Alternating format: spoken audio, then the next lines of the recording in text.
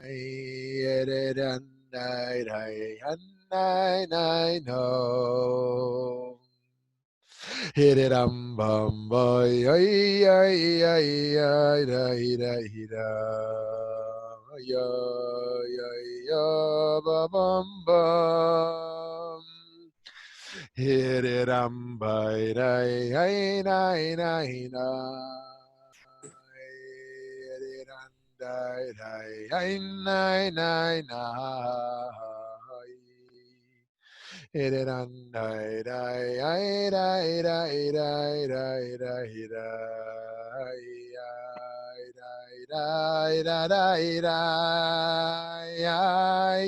Hiddy yum biddy dum by yum biddy nine nine nine nine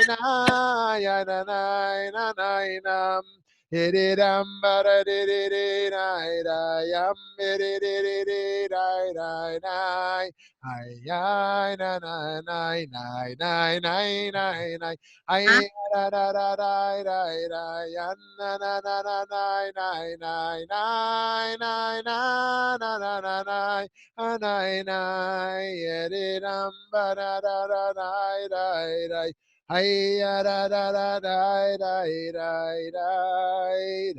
da da da da. Shalom, shalom, friends. Happy Tuesday. Happy Tuesday. And we are through Elul, Rosh Hashanah, Yom Kippur, Sukkot, Shemini Atzeret, Simchat Torah. And we're in the regular days, Regular days. The next excitement is Hanukkah. And so now we get to live the regular days, which is great. Very excited. And please accept my apologies. I have to stop this session at 10:50, so 10 minutes earlier than usual.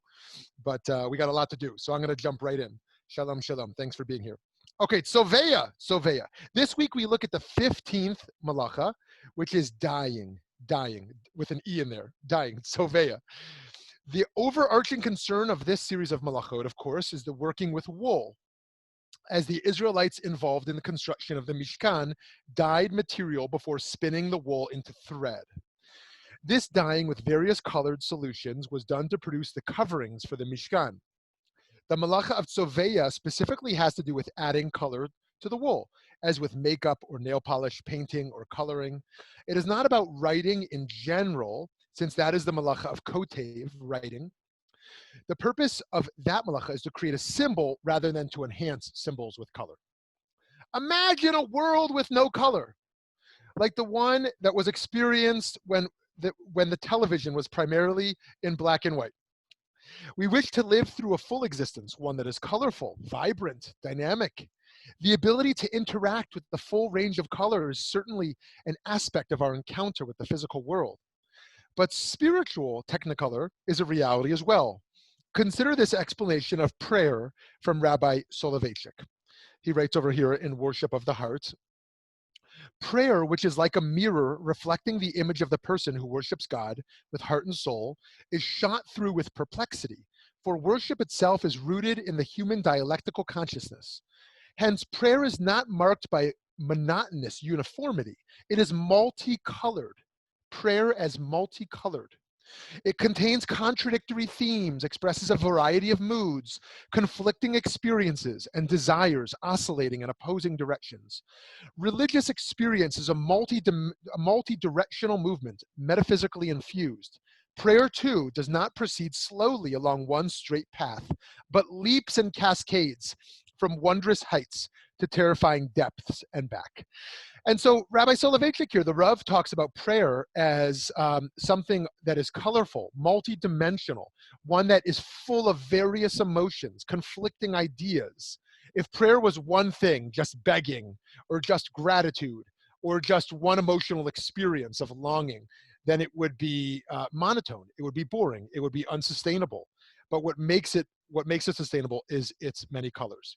Consider the reflection and radiance of light, indeed the colorful visions within prayer experiences, as written about by the Azriel of Gerona. The Azriel of Gerona was a late 12th century, early 13th century Spanish thinker, and this book here is the Shar HaKavanah. Here's what he writes. Whatever one implants firmly in the mind becomes the essential thing. So if you pray and offer a blessing, Or if you wish your intentions to be true, imagine you are light. All around you in every corner and on every side is light. Turn to your right and you will find a shining light. To your left, splendor, a radiant light. Between them, up above, the light of the presence. Surrounding that, the light of life. Above it all, a crown of light, crowning the aspirations of thought, illuminating the paths of imagination, spreading the radiance of vision. The light is unfathomable and endless. We are used to, from images like this one, to think of light as being white, whereas there's darkness, which is black. But here the idea of light as multicolored experience, like a kaleidoscope or a prism. Now, one of the fascinating cases where this emerges is from the beginning of the book of Ezekiel, Yechezkel. We learn of a profound prophetic experience, perhaps one of the most profound in all of the Tanakh. Now, I have a lot of ambivalence towards images like this because it gives you an image of, obviously there's Christian influence here, and it's the old guy in the sky over there and all this and that. But it helps us to kind of get some image of like the radical nature of what we're talking about, but also is kind of confusing and perhaps a misportrayal. So anyways, here's what happens in the book of Yechezkel, the first chapter, verses 3 to 7. The word of the Lord was revealed to Ezekiel, the son of Buzi, the priest, in the land of Chaldeans by the river Chebar. And the hand of the Lord came upon him there. And I saw, and behold, a tempest was coming from the north, a huge cloud and a flaming fire with a brightness around it. And from its midst, it was like the color of the chashmal from the midst of the fire. And from its midst was the likeness of 4 living beings. You see that artwork there, those 4 living beings kind of combined into one there? That's kind of helpful, actually. And this is the appearance. They had the likeness of a man, and each one had 4 faces, and each one had 4 wings, and their legs were a straight leg.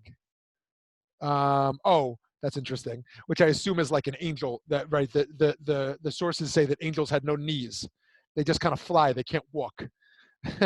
And the soles of their feet were like a round foot, and they sparkled like the color of burnished copper. So that's actually an interesting piece of art there. Anyways, that is from the book of Ezekiel. Wow. So a whole field of Kabbalah, Jewish mysticism, called Merkava mysticism, is developed based entirely on this opening passage in the book of Ezekiel. By the way, if you ever had Ezekiel bread, it's a nice brown, whole wheat, healthy bread with lots of seeds you can enjoy if you haven't had it before, Ezekiel bread. The prophet's colorful vision is referred to as Maaseh Merkava, the works of the chariot. The Kabbalistic literature based on it overlaps with the Heichalot, the palaces literature describing the throne of God. I took a whole class, a whole semester in grad school at Yeshiva University on Heichalot literature. It is a whole field of Kabbalah, way before the Lurianic Kabbalah, way before the Zohar, the earliest Jewish mysticism based upon Ezekiel, where they flesh out what does the chariot of God look like, what does the throne of God look like, and it's based on these verses over here, a very colorful image, the color of the chashmal from the midst of the fire. Now consider this idea found in the Midrash that humans are made from colors, and we're going to see the implications here for refugees.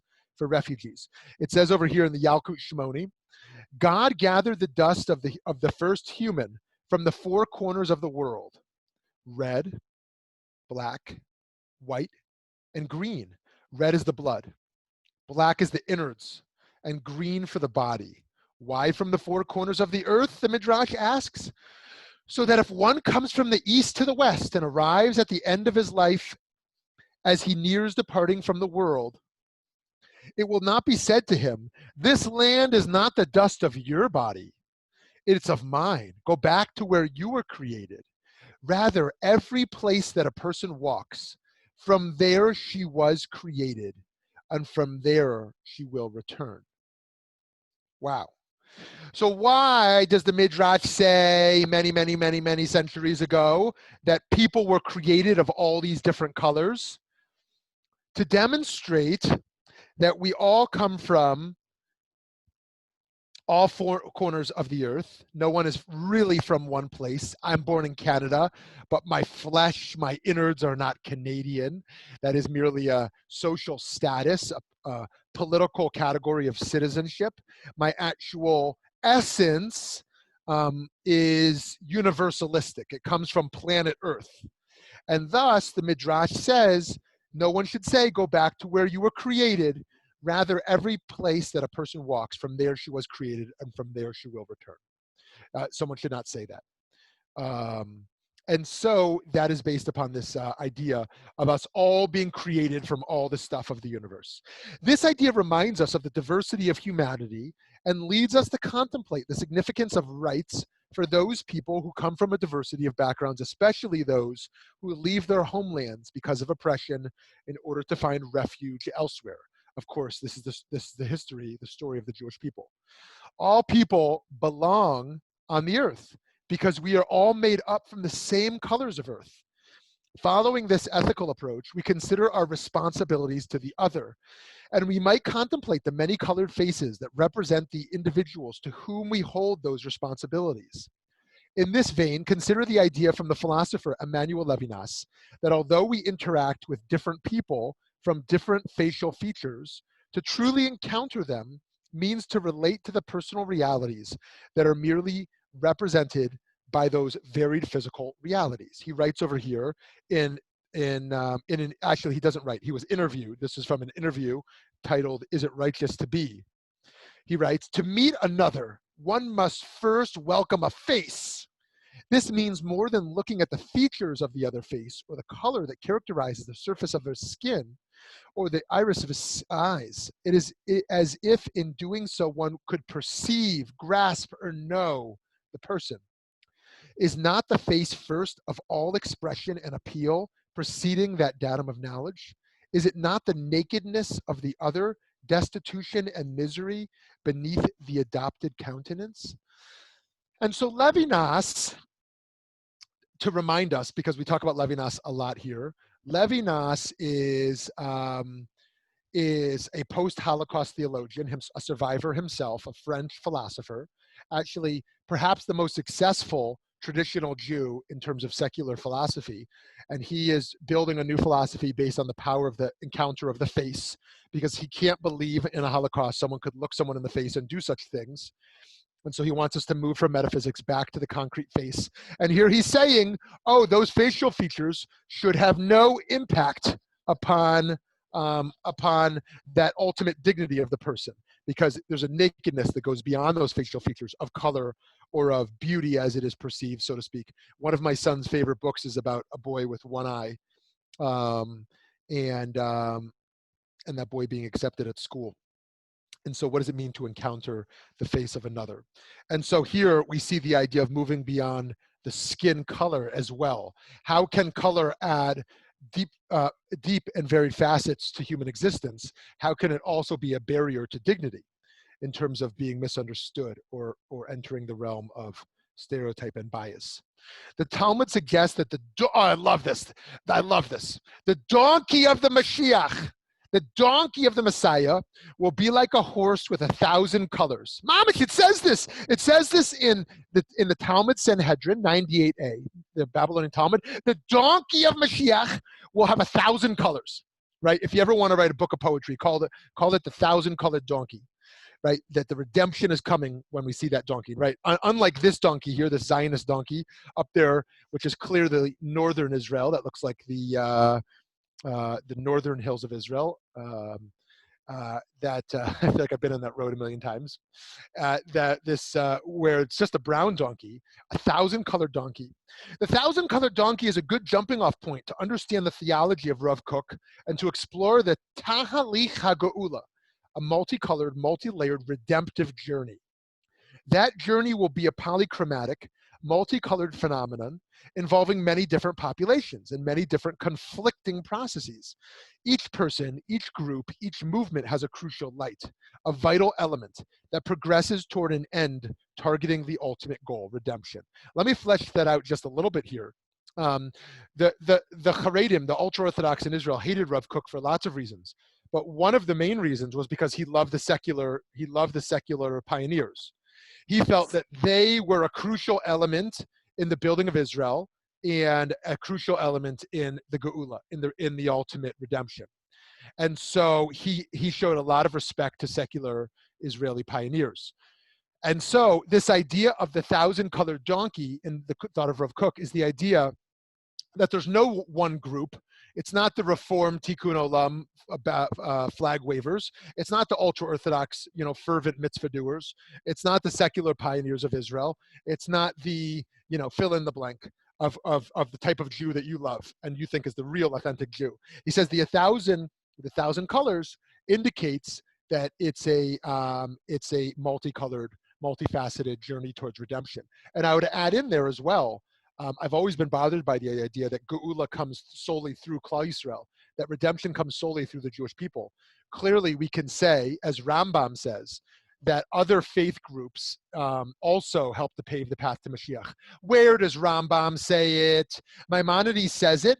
He says that actually Christianity and Islam will help to pave the path towards Mashiach. Why? Here's in Maimonidean thought. He says that they will spread the 5 books of Moses in a way that Jews can't. Why? Jews are small, right? There's over 1 billion Chinese in the world. There's over 1 billion Indians in the world. How many Jews? Like 13 million, 15 million, depends how you count it, right? Tiny, tiny, tiny. We will never be able to spread the word of God. This is part of why he's a Zionist. He thinks that a nation state is needed for us to put our message out into the world in a way we can't do in the diaspora. That's part of why he thinks the nation state is necessary.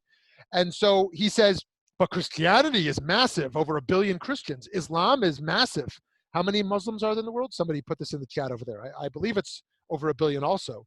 I just don't want to say that without knowing. I know there's over 1 billion Christians, but maybe someone can type over there the number of Muslims. Anyways, so they will spread. It's true in their supersessionist theology, which means that the Old Testament gets replaced. In the Old Testament, we should correct people, is an offensive phrase. It's offensive in interfaith dialogue. Okay, if you want to be a Christian and talk with Christians, you can call it whatever you want. But if you're in interfaith dialogue, it is offensive to call someone else's book old and outdone. 1.8 billion Muslims. Thank you. Maybe someone can post how many Christians. I assume it's over 2 billion, but let's see. Hindus, there's over 1 billion. So it's basically the world is Hindu, Christian, and Muslim, right? 1.9 billion is Muslims. Okay, what am I talking about? So I got interrupted there. What are we talking about? Oh yeah, paving the. Oh yeah, so it's offensive to call it Old Testament because it implies in interfaith dialogue that ours is the old, outdated one, and they have the new one. Right? Christianity says the New Testament, outweighs the Old Testament. Islam says yes, that's all prophecy, that's all true, but it comes to be outweighed by the Quran. And so, nonetheless, they will spread the word of Torah to the world. Maimonides writes, in a way that you're not going to walk into a hotel and open up a drawer and find the Torah. Well, maybe in Israel you might. I don't think you will, but maybe you will in some hotel rooms. But if you walk into a hotel in America, at least, and I'm sure many other countries in the world, you will find a Christian Bible in the hotel drawer. So they will, which includes the 5 books of Moses. The Torah is going to be in the drawer. So they will be successful at spreading it. Okay, 1.2 Hindus, 2.4 Christians, 1.8 Muslims, 1.1 billion atheists. Okay, very interesting. What is that up to? That's like 2, 4, 5, 6. So right there, you've got over 6 billion out of the 9 billion Christians, Muslims, Hindus, and atheists, and then tiny little Jews, 13 million. People don't understand why we're obsessed with our survival, and why we are so adamant to fight anti-Semitism. Okay, so. Anyways, so Rav Kook and redemption, it's multicolored. And here I was just making the case why it's not only the multicolored pluralism of Judaism, but also of interfaith. This is also the reason why we should be inclusive in the Jewish community. We should not only be inclusive because it's an ethical idea. Okay, people who have special needs should be included. Right? People who are excluded because they're intermarried should be included. People who are Jews of color and feel more excluded should be included, right? People who fill in the blank, okay? So, but also not just because it's ethical, but because to get to redemption, we need all the voices. We need all the different ideas. Okay, half a billion Buddhists. I'm surprised it's so small. Well, maybe it's not including the people who are part Buddhist, part that. Atheist Buddhists, Jew boos. I don't know, what do they call it? Christian boo, Christ boo. I don't know what they call them. A boo Christ, a booshin. I don't know what they call it. In exploring the mandate to be joyful on the holidays, we see in the Talmud that there were already different customs around wearing colors. This is very interesting, actually. It says over here in Pesachim, in the Talmud of Pesachim, the rabbis taught in a Braita, a person is obligated to gladden their children and members of their household on the festivals, right? You want to make your kids happy on Pesach, right? Don't just give them a 3-hour Haggadah, right? Give them some little treats and whatever. As it says, "V'samachta b'chagecha," you should rejoice on your festival. What does it mean to gladden them? With wine, right? How are men happy? Wine. Rav Yehuda says men with what is suitable for them, and women with what is suitable for them. Men, what is suitable for them? Wine. And what does it do? How do you gladden women? Rav Yosef taught in a Braita, with colored garments in Israel, with colored garments in Babylonia, and in Israel with pressed linen garments. Okay, so so what makes men happy? Booze. What makes women happy? Clothes, is what they say over there. What makes kids happy? They say little toys. Give them little toys and treats. In another passage, it says men are only happy with meat, and women are only happy with jewelry. So what should a man do before Sukkot? Buy a bracelet for his wife. And what should the woman do for the man? Make him some beef, make him some brisket. Okay, the sad reality is this is still true. Maybe you don't think it's so sad. Maybe that's my judgment. Maybe it's perfectly fine. Okay, fine. Nothing wrong with women liking jewelry, man. Maybe nothing wrong with men enjoying their brisket, right? So anyways, this is, but anyways, it's funny because a lot of stereotypes are true. A lot of those things you can't say because they're stereotypes. And the problem with the stereotype is that you enforce it upon someone else, impose it upon someone else unfairly. Oftentimes some of those things are true. Actually, many men are most happy with when they're having meat and booze, right? Even though it's not fair. Like I would be offended. I don't drink aside from an occasional glass of wine. I don't eat meat. And many women, don't want to be perceived as happy through jewelry and clothes. But for many, it is true. Okay, in any case, what's interesting here is the Israel diaspora divide. In the diaspora, the women are more happy with colored clothes, it says. But in Israel, they liked pressed linen garments. This is interesting. If you looked at Israeli religious culture today and diaspora religious culture, the men in Israel, what do they all wear in the religious Zionist world? They wear khaki pants and a white shirt. All of them, like everyone in the religious Zionist world, khaki pants, white shirt, and then a colorful kippah. It's called kippah sruga, to differentiate themselves from the ultra-Orthodox who wear a black kippah, right? The politics of kippah, where they put it on their head is political, the color of it, the size of it, it's all politics, right?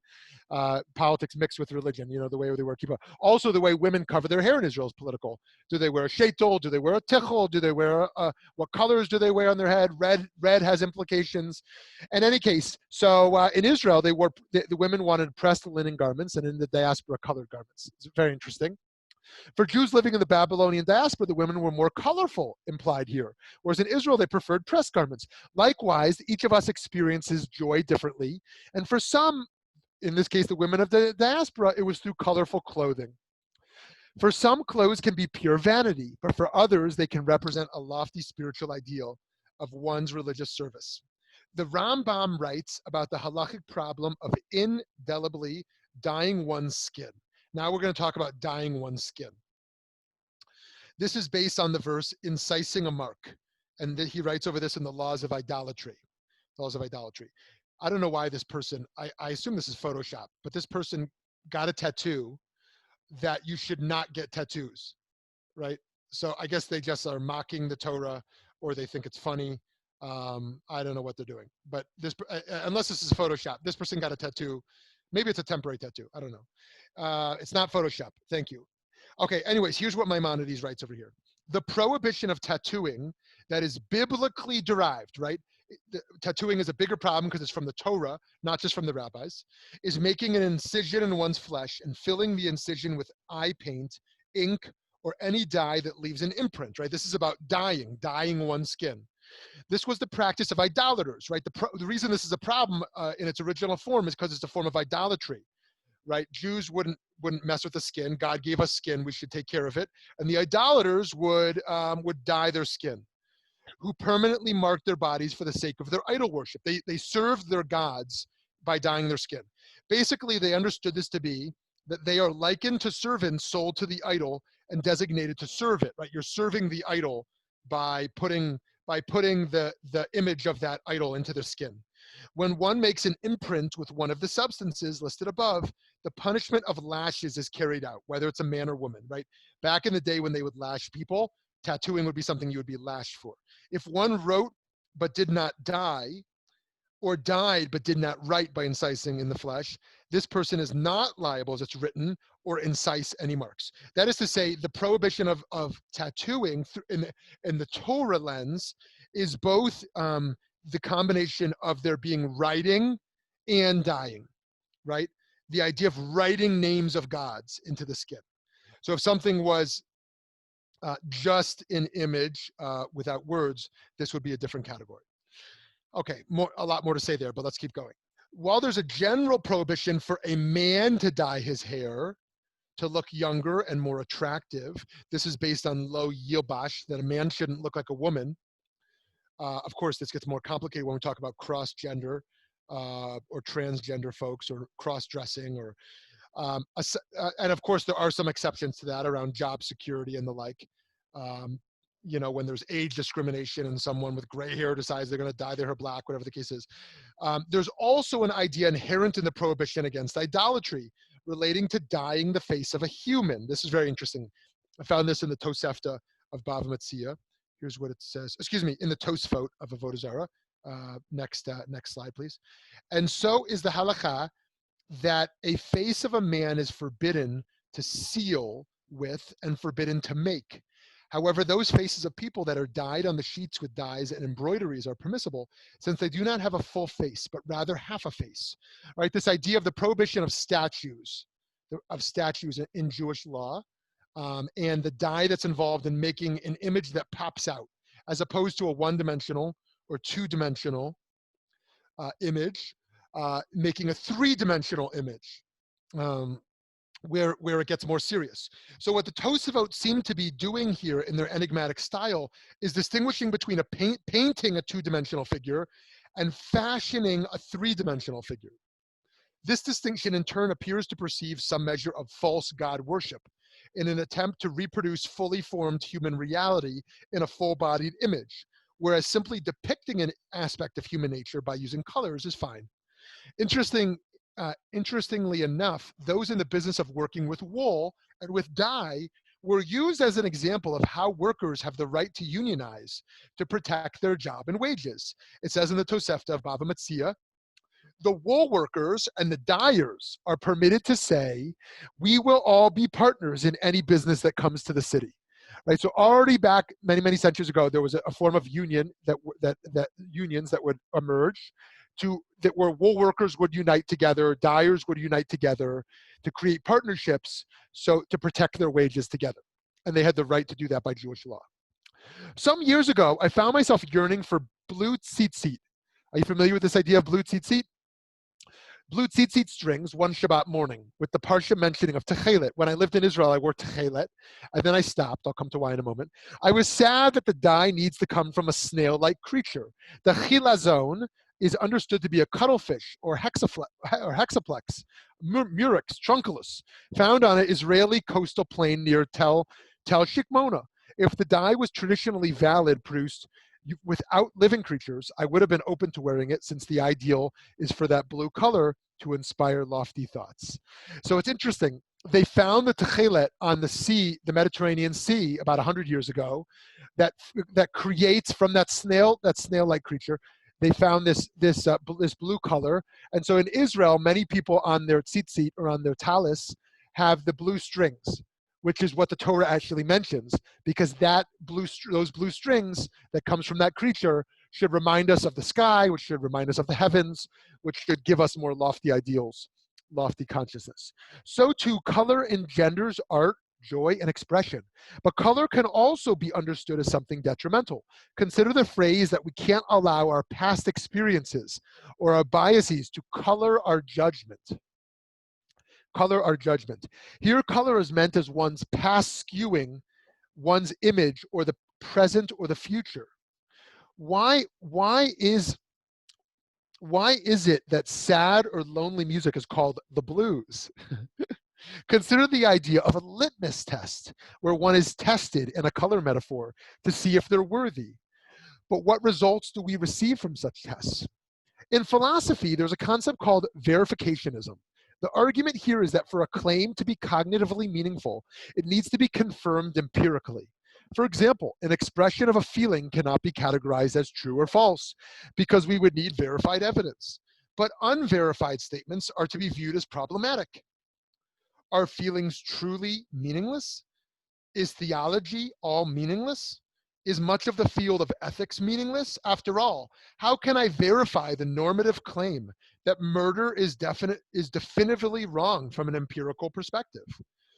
Further, the principle of verification itself cannot survive the scrutiny of being verified. Life is more colorful than the black and white assessment of true or false.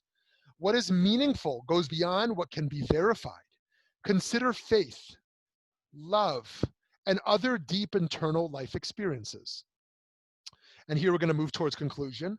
Rather, we can see life through a prism, a kaleidoscope, with many vibrant, radiant colors, and appreciate the subjective realities that give so much meaning to our lives.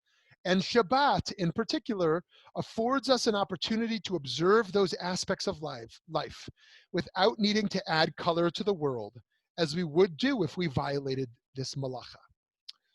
There are many colors to spiritual light. Rabbi Yitzchak Hutner taught that there are fundamentally two different kinds of light. One is based on Baruch Hatov Hamitiv, seeing the light in the good of everything. The other is based on Baruch Dayan Ha'emet, seeing the light in the darkness. One light, again, is on seeing the light of good in everything. One is upon seeing the light in the darkness. Indeed, on Shabbat and beyond, we can learn to see light, see color, and become creators of a dynamic, vibrant visions. Thank you. We have 18 minutes together for some thoughts and questions. What are the practical implications of not dyeing on Shabbat? I mean, it's not like not too many people are going to take wool, dye it, and spin it. So is there anything practically that we would do during the week that we can't do on Shabbat? Great. So, right. So again, this is a pluralistic session, so I don't like to get too much into the do's and don'ts for that intentional reason, because some of us will understand this series philosophically, and some of us might actually be working to incorporate these melachot into our Shabbat life. And again, the purpose of all this is not that it's about Shabbat, but these are the ways we repair the world. By focusing 1 out of the 7 days on these ideas, the other 6 we can, in a fundamentally opposing way or opposite way, repair the world. And so we add more color to the world 6 days of the week by reflecting on color in a different way the other day of the week. And so here the idea traditionally is you don't add color, right? You don't color with crayons or colored pencils. You don't use dyes when it comes to things like makeups or nail polishes or the like. Now, there are lots of exceptions. For example, there's Shabbat makeup. Shabbat makeup is something that is not intended to last for more than 24 hours because dye in halakha means something will last for 24 hours. And so Shabbat makeup is intended to be something that will fade quickly. Another example of that is that writing, as we'll get to writing another time, is intended for writing that lasts more than 24 hours. So in hospitals in Israel, observant doctors will use particular pens where the ink fades in less than 24 hours. And so after Shabbat, someone will write over that ink again. But the idea there is that to allow for writing, because it's obviously you got to write, it's saving lives and whatever, but to do it in a way that might minimize the idea that it's actually halakhically considered writing. So here, now there is exceptions when it comes to edible things. And so things like food coloring or there's debates around this, putting coffee into water and food coloring and things like that. But this opportunity to reflect on coloring, we allow our foster kids and our young biological kids to color on Shabbat, but our older kids don't color. And that's actually one of the few things that's different for them, because most things they can do. They can bike and they can play games and do whatever they want to do. But they understand when Shabbat ends, this is exciting because you can go color again. And so that's one of the differences here. Someone else? I know we covered a lot of grounds here. Would love to hear more thoughts.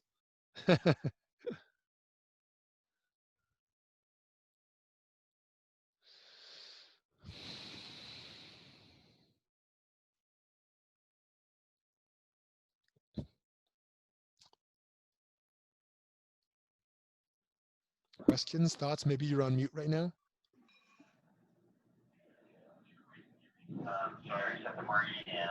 Yes, hi, Rabbi. Okay.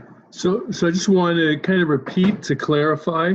So is the idea that by holding back from coloring on Shabbat, we're looking for ways in which we add color without actually putting in color? Or is it just to sensitize us to the colors of during the week? Yeah, awesome, great, thank you so much. Yeah, so part of it is the sensitizing, just like one who meditates and stops their vision, Right. and then meditates on colors or on images. They're resensitized towards an experience. But the other is to actually pause from objectively adding color, such that we can return to adding color into the world, and we can focus on the subjective experience of color, right? As we saw in Rabbi Soloveitchik over there, the notion of prayer as colorful, or as we saw in the Talmud, the notion of messianism as colorful, right? To cultivate an inner subjective experience of multicolored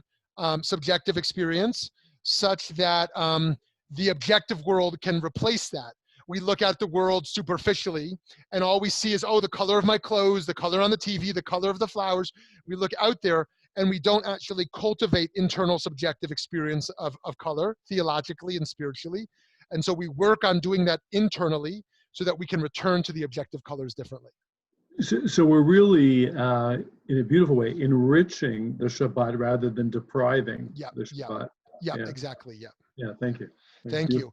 You know, and here I actually want to say something charitable to the ultra-Orthodox who wear black and white. I understand that's not for everyone, it's not for me, but I think that, and maybe some folks here will, you know, have oppositions to it, whatever the case is, but I think there's really, two ideas here about Haredi Jews wearing black and white that I think are very beautiful. One is that we don't seek our individuality through our clothes, right? Now, again, I'm not critiquing those who do. It's perfectly fine to do that. I mean, I wear the same thing every day, but not, you know, to make a statement just because I, number one, have no fashion, and number two, don't want to spend money on more clothes, and number three, I just like to look simple. But other people like to think about clothes, and that's fine. But number one, I think that they don't want to express their individuality through clothes, and that rather there's something deeper. Individuality is subjective, it's internal, it's in prayer, it's in learning, right? And the other idea is an issue of modesty. I don't want to draw attention to myself. I don't need to look different from everyone else around me. I want to look, you know, I'm okay looking like everyone else. Now, the critique one could offer is one around conformity, right? What does it mean to create a culture of conformity, which is a problem in the Haredi world, around people needing to be the same, pushed to be the same, almost like a robotic type of way. But let's bracket the critique, because there's no need for a critique right now. I mean, the beautiful side of it is really the modesty and seeking colors in a deeper way. And so there's, again, nothing wrong with having colors in our lives, but here the idea of, let's dress really simply. The colorful existence is something much deeper than the clothes I choose. Okay, there's a question on the side there. AJ, thank you. Can you talk about why techeles is not widespread in the Orthodox community? If the method has been found, why wouldn't more people accept it? It still seems like a fringe movement within Orthodoxy. Great question. So there's a Zionist divide. As you know, the ultra-Orthodox are anti-Zionist, and the religious Zionists are uber-Zionist. And of course, that's an oversimplification, because if you're Haredi and you live in Israel, in what way are you not Zionist, right? I mean, you decided to move to the land and live there and be a part of it. Now, it's true there's ways you're not. You say, number one, I reject the secular state. Number two, I won't serve in the army. Number three, I want to receive money for our schools, but we don't want to pay taxes. Okay, so there's ways you're not Zionist. But in the sense that the idea of living there and participating in society itself is a Zionist enterprise. In any case, what is fundamental to the ultra-Orthodox world is a rejection of the new. The old is more authentic. The new, in fact, the Chasam Sofer himself says, Chadash Asur Min HaTorah. The new is forbidden in the Torah. Right? It becomes a joke because it becomes a joke in a lot of circles. But the idea that the new is forbidden, and so anything that's new, and so actually there were early Orthodox synagogues that wouldn't use electricity because electricity was new, and so they used only. They said, look, all the synagogues of old only used lanterns. So there was a movement early on to reject electricity in synagogues, and so they said, look, it's true that techeles was always what talises were made from, but we lost the Masorah, we lost the tradition. And so we can't just recover it. And so the religious Zionists say, we want to renew the new. We want to renew the new and renew the old and make it new and then make it holy. And so we found the land. Let's go back to the land and make it bring our monarchy back. Bring our sovereignty back. We found the techeles. Let's bring it back. And so the religious Zionists are modern in that they want the new to be enhanced. They want to build a new army in the likes of the old. And there's really a ton to say about this. I mean, people think Orthodox is one thing, but religious Zionist Orthodox and ultra and Haredi Orthodox are really very, very different phenomena. Just like American Orthodoxy is very different than Israeli. In fact, Orthodoxy is a made-up word. It's really orthodoxies. There's really no conformities. Even Hasidic Judaism, there's such different worlds among different sects of Hasidic Jews. So in any case, yes, it very much is still a fringe movement. It'd be hard to call them progressives because they're very conservative politically, and religiously they're very conservative too. But they're progressive in the sense that they look to the future, not the past. They believe in the Messianic era is closer and more important than the past worlds. And so they're trying to get everything they can together to move us towards Mashiach, right? Techeles and renewing the land and doing lots of mitzvot we couldn't do in the past. Okay, someone else. Since you mentioned color, I'm going to take a second just to show you from my balcony. Fabulous autumn color. Sorry? I'm going to show you the autumn colors from my balcony. Thank you. Just for a sec. I just want to share this. Wow, very nice. Beautiful view. Wow. Very nice. Toronto? Is this Toronto? That's Toronto. Yeah. I overlook the Mount Pleasant Cemetery. Oh, very nice. Which Thank is you. absolutely phenomenal. And since we mentioned color, yeah, this is the joy of autumn up here. Yeah. Oh, Toronto is beautiful in the autumn. As you know, I lived there till I was 5, and that's exactly what I remember most is the leaves. Yeah. That's what I missed most when I lived in Israel was autumn.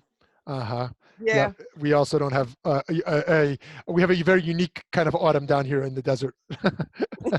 Okay, someone else, please. Thank you.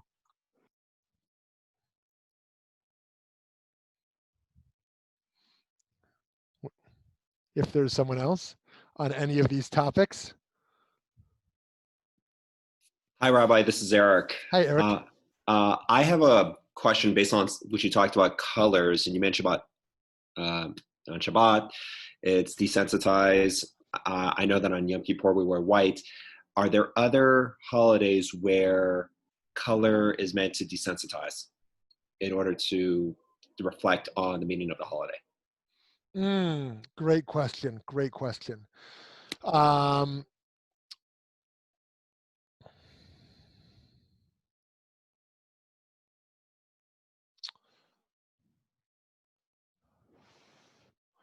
Well, there is a custom today, and I'd have to look back to see how old it is. My hunch is it's not so old. Around Rosh Chodesh for women, the new month for women, and I have this recollection. I hate to share things when I don't know for sure. Maybe someone here will know. Around women wearing many colors on Rosh Chodesh. I have to look back at that. Of course, there's lots and lots of white, as you mentioned, Eric. Yom Kippur being the most classic example. And we talked about the Kittel 2 sessions ago. The Kittel, those who were the Kittel in Yom Kippur, those who were the Kittel at Passover Seder. Those who wear the kittel on Rosh Hashanah potentially. And are there other colors? Anyone else have any insight on that? I'm drawing a blank on that. It's on holidays that you wear particular colors. Such an interesting question. Oh yeah, on Tu B'Av. On Tu B'Av, what color were the dresses of the women? I think they were all white, right? White dresses. They were dancing women wearing white dresses. Anyone recall?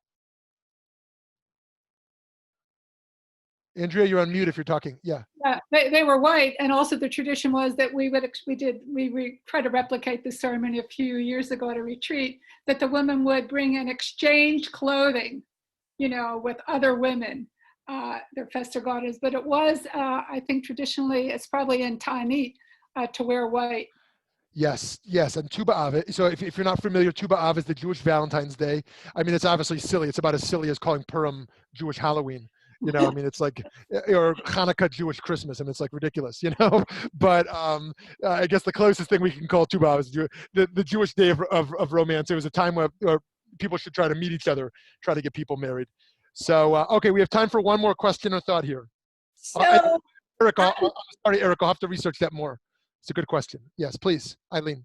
I'm going to say that if our world was supposed to be black and white, I think then we would see our world in black and white, and we don't. I think that color is an important component of our happiness and of joy, not only for the colored leaves. I've got beautiful bougainvillea out my window. So I'm all for color. I am not for black and white. Great. I think we all agree here. Pro color. Good. Good. Okay. So actually, some of the most ecstatic color you'll see in Israel, if you've been to Tzfat, right? In Tzfat, the Kabbalistic commitment to colorful art is quite profound. So, okay, time for one more. I would just make a comment about dyeing. As somebody that's done a lot of dyeing, it is a really incredible transformational process when you put that white, cloth in, particularly if you're working with an indigo vat where it comes out one color and changes to another color. So dyeing was an ancient tradition, and they were using natural dyes too at those times. So I just love thinking about that. Beautiful. Love that. Yeah, dyeing and the power of that. And I mean, there's really there's really a lot more to say about dyeing, adding beauty to the world, and also something more charitable to say than just quoting that one source around tattooing, also on how people experience the beauty and power of that process as well. All the more so when someone is getting well, not all the more so, but in addition, when one is engaged in a dyeing process of a reconstructive surgery, for example, typically if there's a reconstructive process that comes with those who have had a breast surgery, the dyeing, the construction and dyeing that comes with the creation of a new nipple, something like this, which is most certainly, even though it's a form of tattooing involved, most certainly permitted in Jewish law. And so the idea of adding color to the world and to our bodies and to the art of the world is a very powerful idea. And so I give everyone the bracha as we conclude today, that we should continue to appreciate the colors around us, the profound color experience, and we shouldn't rely on the sensations of the eye. To give us a colorful experience, but understand that spiritual life is about internally cultivating a multicolored existence, and that sensitizing ourselves to color can also help to enhance that experience of color. Look forward to seeing everyone next week. Thank you so much for joining. Have a great day. Have a great day.